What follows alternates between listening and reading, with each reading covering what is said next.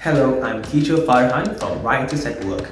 Today, I would like to share how I would tackle O-level oral questions. Hopefully, it can help you prepare for your upcoming oral exams. Let's talk about how to answer this 2021 O-level oral question. How do you think the spectators are feeling?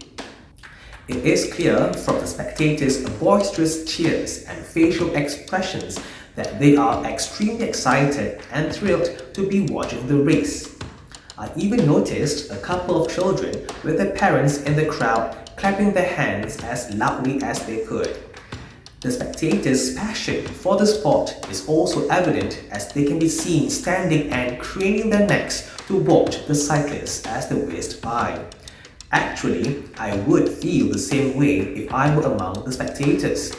I would certainly be amazed by the cyclists' professionalism and athleticism because I know it is not easy to be an athlete competing at that level.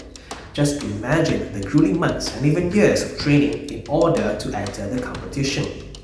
The exciting and electrifying atmosphere in the video reminds me of the time when I watched a 100-meter run event during my school sports day a couple of years ago. That particular running event was especially memorable for me as my closest friend was one of the participants. Although my friend came in last in that event, I cheered for him until my voice went hoarse.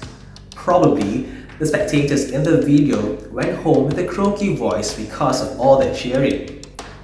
We've come to the end of the video. Remember to incorporate relevant personal experiences and anecdotes in your response, and that will help you to score and impress the examiners. This is Teacher Farhan from Writers at Work. I hope my little demo will help you in preparing for your O-level oral exams. All the best. Bye.